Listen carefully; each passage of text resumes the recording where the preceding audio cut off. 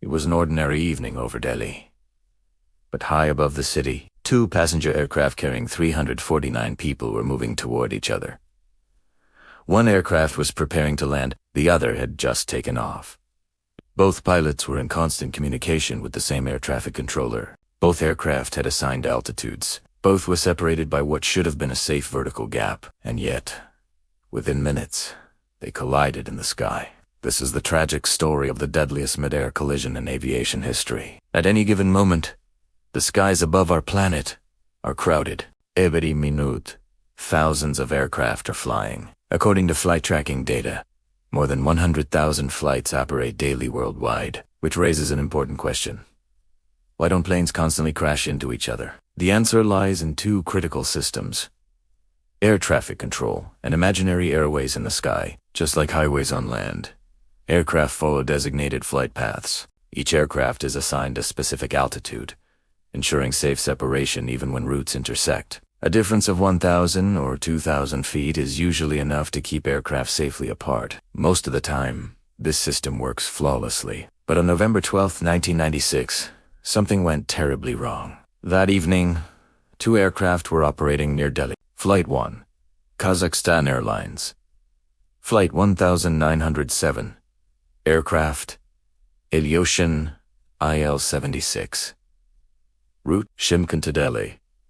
This was a charter flight carrying merchants traveling to India. On board were 37 people. Flight 2, Saudi Arabian Airlines. Flight 763. Aircraft, Boeing 747. Route, Delhi to Jeddah. This aircraft had just departed, carrying 312 people, mostly workers heading to Saudi Arabia. Two flights. Two completely different journeys. Two separate destinies. But fate had other plans. Kazakhstan Airlines Flight 1907 was descending toward Delhi.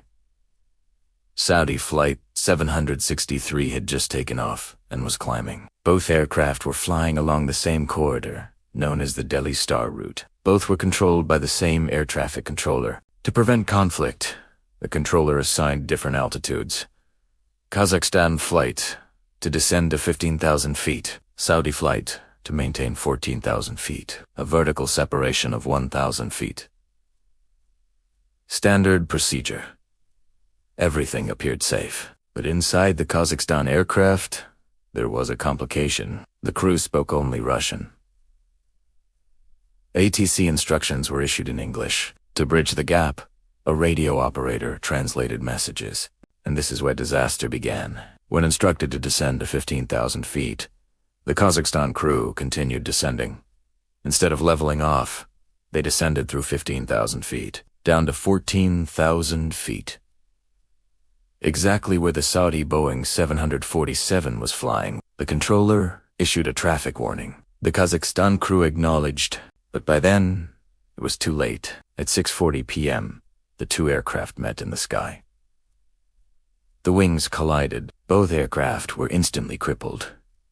The Boeing 747 broke apart mid-air. The Aviation Il-76 spiraled uncontrollably. Moments later, wreckage rained down over Haryana. There were no survivors. All 349 people lost their lives. The investigation revealed a chain of tragic factors: altitude miscommunication, language barriers, continued descent below assigned level, ATC separation of only 1,000 feet, limited radar technology at the time. Delhi's radar could display aircraft position, but not accurate altitude.